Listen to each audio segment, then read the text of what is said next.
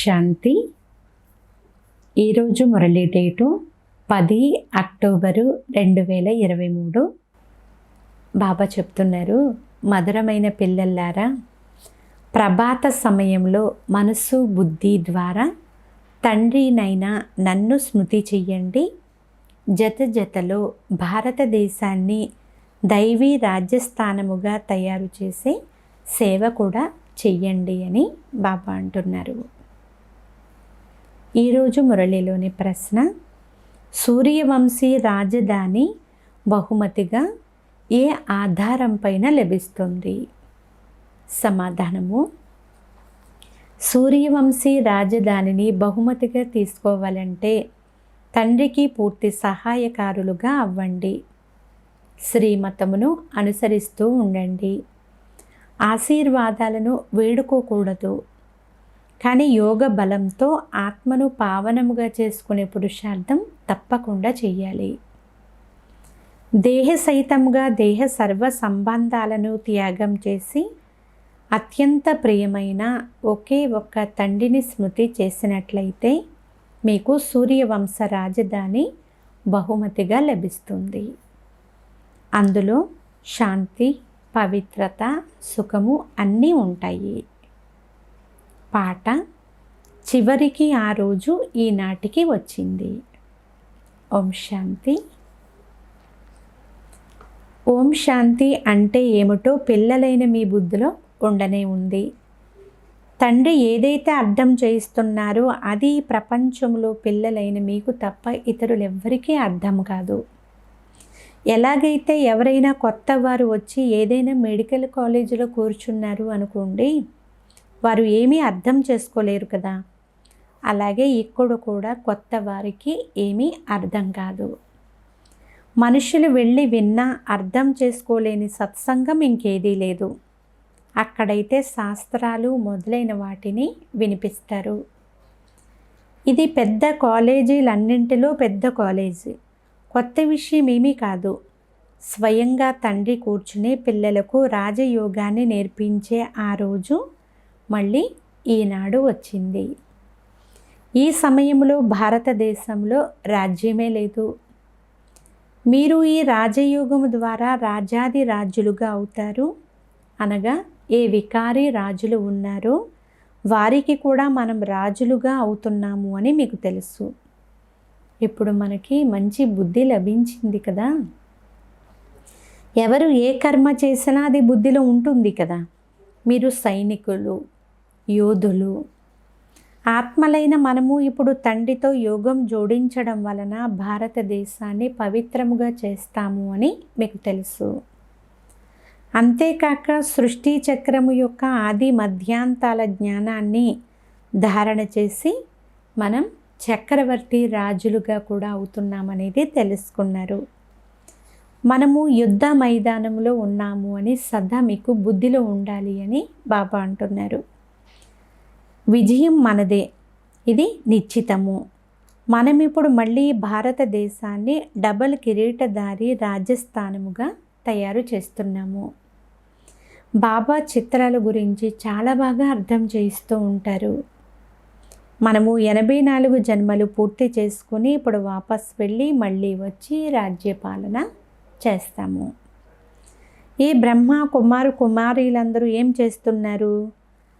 బ్రహ్మ కుమారీల సంస్థ అంటే ఏమిటి అని చాలామంది అడుగుతారు కదా.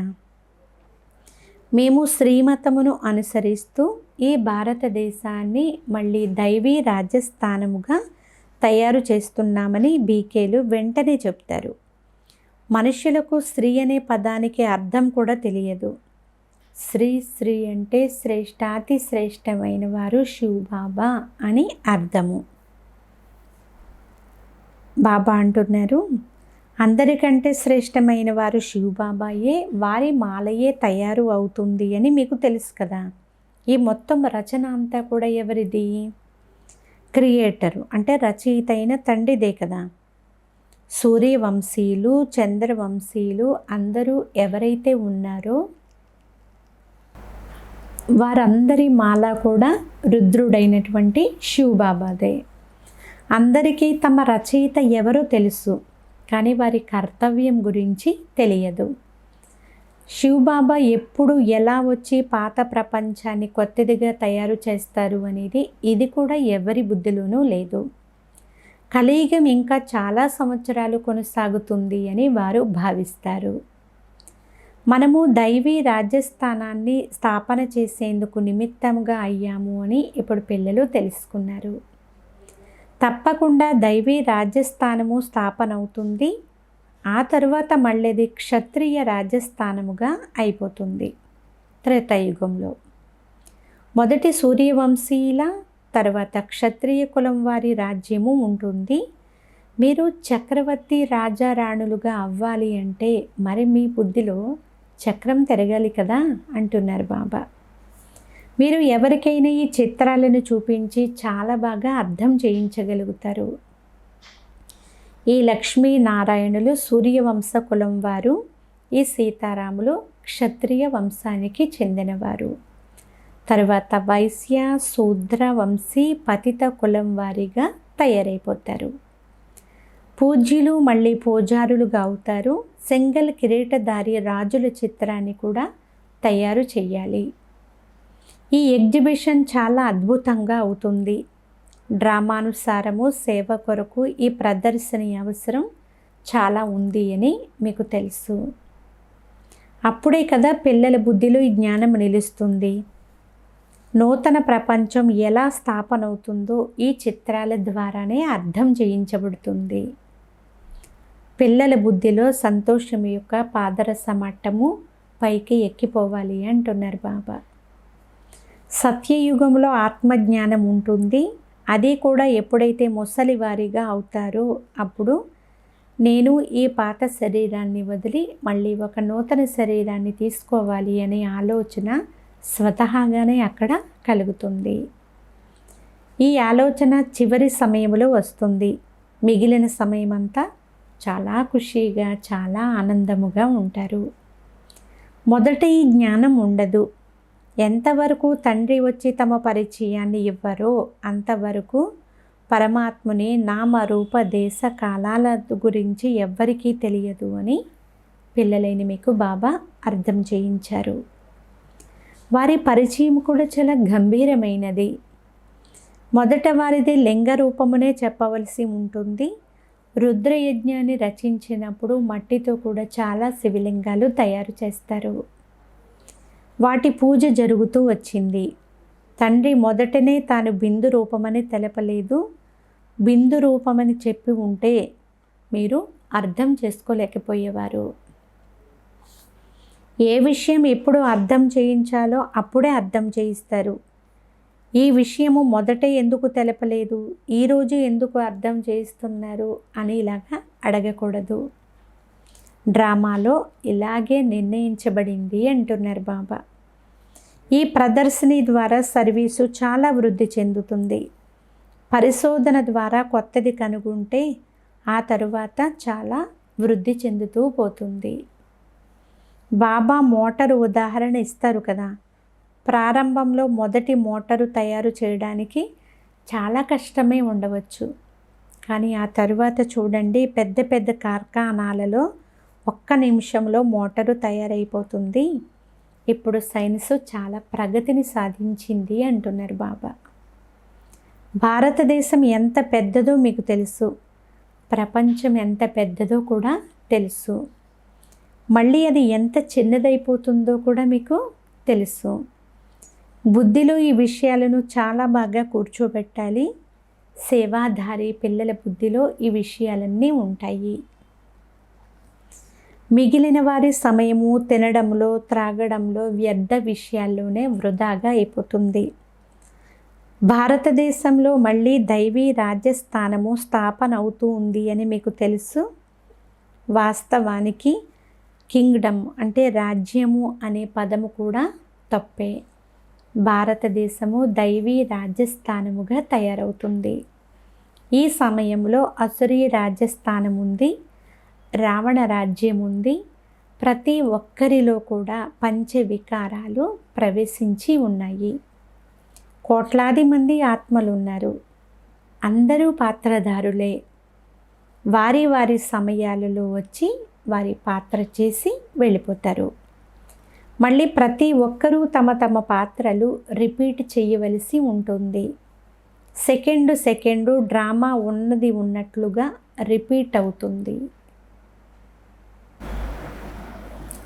కల్పం క్రితం ఏ పాత్రనైతే అభినయించారో ఇప్పుడు కూడా మళ్ళీ అదే అభినయిస్తారు. ఈ విషయాలన్నీ బుద్ధిలో ఉంచుకోవాలి కదా. వ్యాపార వ్యవహారాలలో ఉన్నందువలన గుర్తు పెట్టుకోవడం కొంచెం కష్టమవుతుంది. కానీ ప్రభాత సమయానికి గాయనం ఉంది అని తండ్రి చెప్తున్నారు. ప్రభాత సమయంలో రాముణ్ణి స్మరించు ఓ మనసా అని పాట పాడతారు. తండ్రి చెప్తున్నారు, పిల్లలు ఇప్పుడిక ఎవ్వరిని స్మరించకండి, ప్రభాత సమయంలో నన్ను స్మృతి చెయ్యండి అని తండ్రి పిల్లల సన్ముఖంలో చెప్తున్నారు. తరువాత భక్తి మార్గంలో దీని గాయనం నడుస్తుంది. సత్య త్రేతాయుగాల్లో గాయనం జరగదు. తండ్రి అర్థం చేయిస్తున్నారు, ఓ ఆత్మల్లారా, మీ మనసు బుద్ధి ద్వారా ప్రభాత సమయాలలో తండ్రి అయిన నన్ను స్మృతి చేయండి. భక్తులు తరచుగా రాత్రి వేళలో మేల్కొని ఏదో ఒకటి స్మృతి చేస్తారు. ఇచ్చటి ఆచారాలు పద్ధతులు తరువాత మళ్ళీ భక్తి మార్గంలో కొనసాగుతూ ఉంటాయి. ఇతరులకు అర్థం చేయించేందుకు పిల్లలైన మీకు బాబా రకరకాల యుక్తులు తెలియజేస్తూ ఉంటారు. భారతదేశం ఇన్ని సంవత్సరాల క్రితం దైవీ రాజ్యస్థానముగా ఉండేది. తరువాత క్షత్రియ రాజ్యస్థానముగా త్రేతాయుగంలో అయిపోయింది. దాని తర్వాత వైశ్య రాజ్యస్థానముగా అయిపోయింది. రోజు రోజుకు తమో ప్రధానమైపోతుంది అంటున్నారు బాబా. తప్పకుండా పడిపోవలసిందే. ఈ చక్రము ముఖ్యమైనది. చక్రమును తెలుసుకోవడం ద్వారా మీరు చక్రవర్తి రాజులుగా అయిపోతారు. ఇప్పుడు మీరు కలియుగంలో కూర్చుని ఉన్నారు. మీ ఎదుటైతే సత్యయుగం ఉంది. ఈ చక్రం ఎలా తిరుగుతుంది అనే జ్ఞానం కూడా మీకు ఉంది కదా. రేపు మనం సత్యయుగ రాజధానిలో ఉంటాము అని మీకు తెలుసు. ఈ జ్ఞానము ఎంత సహజమైనది. పైన త్రిమూర్తి శివుడు కూడా ఉన్నారు, చక్రము కూడా ఉంది. బాబా చిత్రాలు చూపిస్తూ పిల్లలకు తెలియచేస్తున్నారు. ఇందులో లక్ష్మీ నారాయణలు కూడా వచ్చేస్తారు. ఈ చిత్రాలు ఎదురుగా ఉన్నట్లయితే ఎవరికైనా సహజముగా అర్థం చేయించగలుగుతారు. భారతదేశము దైవీ రాజ్యస్థానముగా ఉండేది. ఇప్పుడు అలా లేదు. సింగిల్ కిరీటం వారు కూడా లేరు అంటున్నారు బాబా. చిత్రాల ద్వారానే పిల్లలైన మీరు అర్థం చేయించారు. ఈ చిత్రాలు చాలా విలువైనవి, చాలా అద్భుతమైనవి. కావున అద్భుతంగానే అర్థం చేయించాలి. 30-40 సైజులోని వృక్షము, త్రిమూర్తి చిత్రాలను కూడా అందరూ తమ తమ ఇళ్లలో ఉంచుకోవలసి ఉంటుంది. బంధుమిత్రులు మొదలైన వారు ఎవరైనా వచ్చారు అనుకోండి, ఈ చిత్రాలు చూపించి భలే అర్థం చేయించవచ్చు. ఇది ప్రపంచ చరిత్ర భూగోళము. పిల్లలు ప్రతి ఒక్కరి వద్ద ఈ చిత్రాలు తప్పనిసరిగా ఉండాలి. వీటి జతలో మంచి మంచి పాటలు కూడా ఉండాలి. చివరికి నేటికి ఈ రోజు వచ్చింది. తప్పకుండా బాబా వచ్చి ఉన్నారు, మనకు రాజయోగం నేర్పిస్తారు. చిత్రాలు ఎవరు అడిగినా లభిస్తాయి. పేదవారికి ఉచితంగా లభించగలవు. కానీ అర్థం చేయించే శక్తి కూడా ఉండాలి కదా. ఇది అవినాశి జ్ఞానరత్నాల ఖజానా. మీరు దానం చేసే దానులు మీ వలె అవినాశి జ్ఞానరత్నముల యొక్క దానమును ఎవ్వరూ చెయ్యలేరు. ఇటువంటి దానం మరొకటి ఏది లేదు కూడా. కావున దానం చెయ్యాలి. ఎవరు వచ్చినా సరే వారికి జ్ఞానమును అర్థం చేయించాలి. అలా ఒకరినొకరు చూసి చాలామంది వస్తారు. ఈ చిత్రాలు చాలా విలువైనవి, చాలా అమూల్యమైనవి కూడా. అలాగే మీరు కూడా అమూల్యమైన పిల్లలే అని పిలువబడతారు. మీరు గవ్వ నుండి వజ్ర సమానముగా అవుతారు.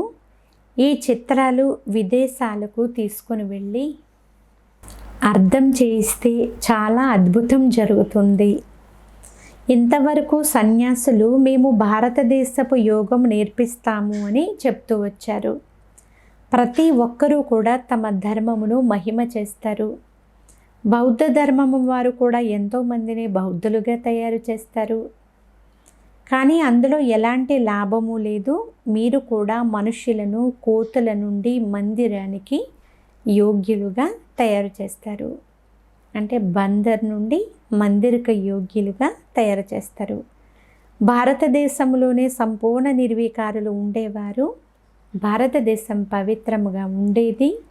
ఇప్పుడు నల్లగా అపవిత్రముగా అయిపోయింది. ఎందుకంటే ఇక్కడ చూడండి ఎంతమంది మనుష్యులు ఉన్నారో. సత్యయుగంలో అయితే చాలా కొద్ది మంది మాత్రమే ఉంటారు. సంగమయుగంలోనే తండ్రి వచ్చి స్థాపన చేస్తారు, రాజయోగాన్ని నేర్పిస్తారు. ఏ పిల్లలైతే కల్పం క్రితం నేర్చుకున్నారో ఆ పిల్లలకి ఇప్పుడు నేర్పిస్తాను అని బాబా అంటున్నారు. స్థాపన అవ్వాలి. పిల్లలు రావణునితో ఓడిపోతారు, మళ్ళీ రావణుని పైన విజయాన్ని పొందుతారు. ఎంత సహజమైనది. కావున పిల్లలు పెద్ద చిత్రాలు తయారు చేయించి వాటి ద్వారా సర్వీసు చేయాలి. పెద్ద పెద్ద అక్షరాలు ఉండాలి. ఇక్కడి నుండి భక్తి మార్గం ప్రారంభమవుతుంది అని వ్రాయాలి. దుర్గతి పూర్తి అయినప్పుడే కదా తండ్రి సద్గతినిచ్చేందుకు వస్తారు. ఎప్పుడూ ఎవరికి భక్తి చెయ్యకండి అని చెప్పకూడదు. తండ్రి పరిచయమునిచ్చి అర్థం చేయించాలి. అప్పుడు బాణం తగులుతుంది. మహాభారత యుద్ధము అని ఎందుకు పిలుస్తారో మీకు తెలుసు. ఎందుకంటే ఇది చాలా గొప్ప యజ్ఞము. ఈ యజ్ఞము ద్వారానే ఈ యుద్ధము అంటే వినాశజ్వాల ప్రజ్వలితం అవుతుంది. ఈ పాత ప్రపంచం సమాప్తం అవ్వనున్నది. ఈ విషయాలన్నీ కూడా పిల్లలైన మీ బుద్ధిలో ఉన్నాయి. మనుషులకు శాంతి బహుమతి లభిస్తూ ఉంటుంది, కానీ శాంతి మాత్రం ఉండదు. వాస్తవానికి శాంతి స్థాపన చేసేవారు ఒక్క తండ్రి మాత్రమే. వారికి మీరు సహాయకులుగా ఉన్నారు. బహుమతి కూడా మీకు లభించాలి. తండ్రికి అయితే బహుమతి లభించదు. తండ్రి అయితే ఇచ్చే దాత కదా. నెంబర్ వారి పురుషార్థం అనుసారంగా మీకు బహుమతి లభిస్తుంది. లెక్కలేనంతమంది పిల్లలు ఉన్నారు. మీరిప్పుడు పవిత్రత, సుఖము మరియు శాంతిని స్థాపన చేస్తున్నారు. ఇది ఎంత పెద్ద గొప్ప బహుమతియో చూడండి. ఎవరు ఎంత కష్టపడతారో దాని అనుసారముగా వారికి సూర్యవంశీ రాజధాని బహుమతిగా లభిస్తుంది. తండ్రి శ్రీమతమును ఇచ్చేవారు, అంతేకాని తండ్రి ఆశీర్వదిస్తారని కాదు. తండ్రిని స్మృతి చేస్తే మీ వికర్మలు వినాశనమవుతాయి అని విద్యార్థులకు సలహా ఇవ్వడం జరుగుతుంది. మీరందరూ సీతలు. మీరు అగ్ని జ్వాలను దాటుకుని వెళ్తారు. యోగ బలం ద్వారా అయినా దాటుకుని వెళ్ళాలి, లేక అగ్నిలోనైనా కాలిపోవలసి ఉంటుంది. దేహ సహితముగా సర్వ సంబంధాలు త్యాగం చేసి ఒకే ఒక్క అత్యంత ప్రియమైన తండ్రిని స్మృతి చేయాలి. కానీ ఈ స్మృతి నిరంతరం ఉండడం చాలా కష్టం. సమయం పడుతుంది. యోగ అగ్ని అని గాయనము కూడా చేయబడింది. భారతదేశపు ప్రాచీన యోగము, జ్ఞానము ప్రసిద్ధి చెందినవి. ఎందుకంటే గీత సర్వశాస్త్రమయి శిరోమణి. అందులో రాజయోగము అనే పదమే ఉంది. కానీ రాజా అన్న పదాన్ని వదిలేసి కేవలం యోగము అనే మాటనే పట్టుకున్నారు. ఈ రాజయోగము ద్వారా నేను మిమ్మల్ని రాజాది రాజులుగా చేస్తాను అని తండ్రి తప్ప మరెవ్వరూ కూడా అనలేరు. ఇప్పుడు మీరు శివబాబా సన్ముఖంలో కూర్చుని ఉన్నారు. ఆత్మలమైన మనమంతా అచ్చట పరంధామంలో నివసించే వారము అని శరీరాన్ని ధరించి పాత్రలను అభినయిస్తాము అనేది ఇప్పుడు పిల్లలైన మీరు చాలా మంచి రీతిగా అర్థం చేసుకున్నారు.